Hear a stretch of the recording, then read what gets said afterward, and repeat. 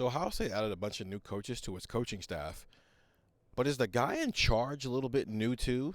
After he's had a pretty eventful last couple of months here. I'm Stephen Means and Stefan Krajisnik, and that's Andrew Gillis. We now cover a national championship winning head coach. We do. Congratulations. Congratulations. We've never done that. We've never covered a national championship. Hang the banner. We've never done that. We've never covered a national championship winning head coach. That's not true. I covered Urban Meyer for like the last 4 games. So they haven't done it. I have the experience. I covered a baseball championship winning head coach. That's not the same, and you know it.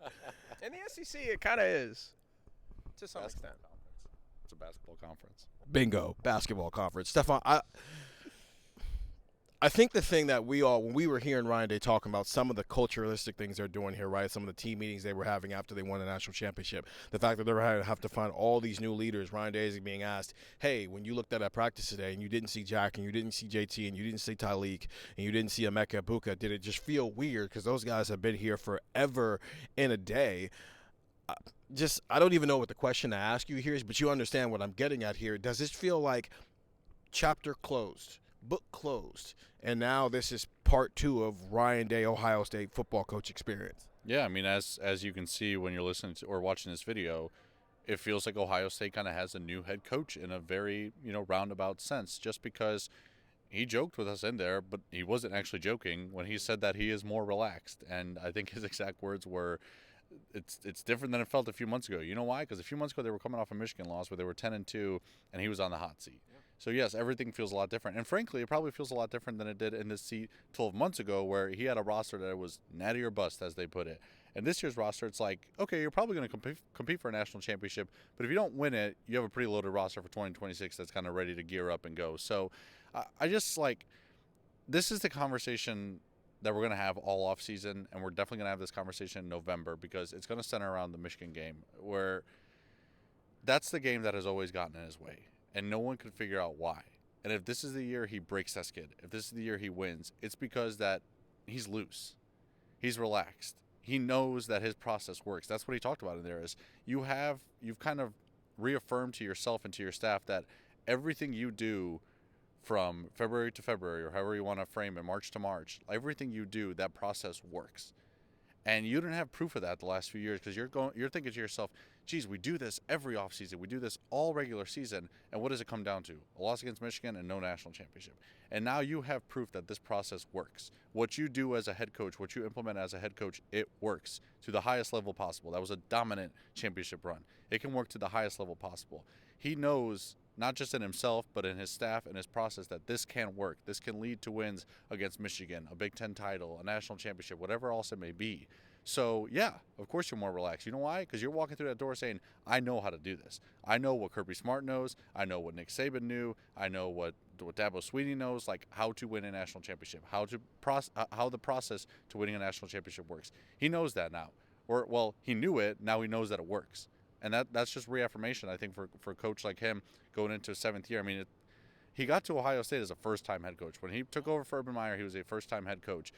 It's hard as a first-time head coach to not leave every day saying, did I do today, is that enough for winning a national championship at the end? Because he's never done it before. Now he has, now he knows, and I think it definitely looks like he's a different guy going into the 2025 season. You use the term benefit of the doubt, Andrew, when talking about some stuff. He mentioned first-year head coach, first-time head coach. You don't have any benefit of a doubt because nobody has anything that you can kind of build off of. It does feel like he does have that benefit of the doubt. So even if you maybe are questioning some of the decisions, like maybe we were with some of the coaching hires, like Matt Patricia, you give it some credence simply because that guy's got a ring and can show you that I know what I'm doing here.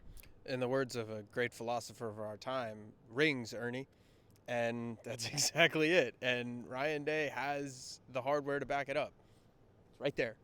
And that, I think, is something like today we saw maybe the effect. Like we saw Ryan Day, this is our second time talking to him, I think, since the national championship.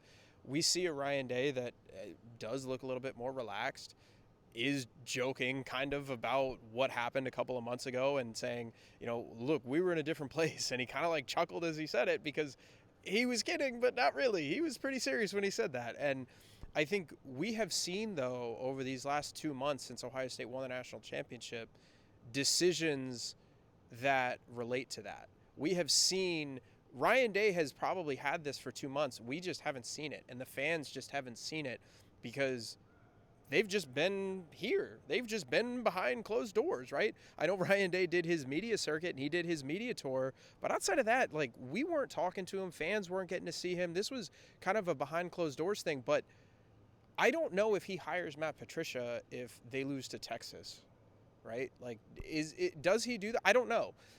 Does he promote Brian Hartline if they lose to Oregon? And maybe he just says, hey, I need a guy who can come in and be my Chip Kelly 2.0. Let's say Chip Kelly still leaves and, hey, I need a guy, I need an experienced play caller, a Kevin Wilson type, a guy who's been there. Like, do some of these moves happen? Does Ryan Day take over play calling again? I don't know, but I think those are fair questions to ask because Ryan Day right now, you mentioned benefit of the doubt, has it. Ryan Day has credence that he did not have 2 months ago. Ryan Day has fan acceptance. Ryan Day has fan support, booster support. Like, people are not calling for this man's job anymore, and I think you're starting to see Ryan Day maybe take a risk that he might not have taken otherwise because, again, we admit, like we talked about it, this Patricia hire is a risk. Like, I think that is something where you look at guys out of football, hasn't coached in college for a while. That is something that we're going to have to monitor throughout the year, but Ryan Day is a national championship head coach. He did bring him in. And you say, okay, well, maybe he knows something. And I think he has that benefit of the doubt that, allows him to make some of these decisions that, yeah, they might have a low floor, but the ceiling is really high. I think what's going to be interesting now is it's a new era, right? So much of his story is linked to people who are now getting ready for the NFL draft. And so it's restarting that process, right? It's where maybe Kirby Smart and really more Kirby Smart can't speak to this as much because he won back-to-back titles with essentially the same core. I know you lost a couple of those guys, but it would have been like if Ryan Day would have won in 2023 and they said, let's run it back, and they won it in 2024. Nick Saban won it with multiple eras. It was like a running joke, hey, if you spend 4 years at Alabama, you're going to win a ring. Dabo Swinney won it in multiple eras, right? You had the Deshaun Watson era. You had the Trevor Lawrence era. Urban Meyer won trophies with Florida, and he won them with, Ohio State.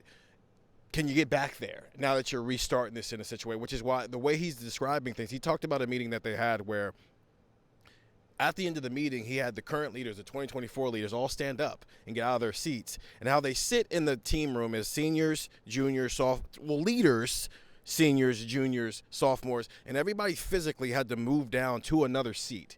And they had to physically move down because that's literally what is happening now. You are being asked to do more than what you were asked to do a year ago. And maybe that's on steroids this year because the faces and the core of this team are gone. And so you're going to need new faces. You're going to need new cores. Ryan Day's talking about how they might take down some of these banners because of that. But here we are, right? He's, okay, you're a national championship winning head coach. And now let's figure out how great you are. Can you get back there? Whether that's in 2025 or on down the road here, but it starts in 2025. Get the text 614-350-3315. Ohio State wraps up its first day of spring practice. 14 more to go. Go listen to Buckeye Talk wherever you find podcasts. He's Stefan. He's Andrew. I'm Steven. See ya.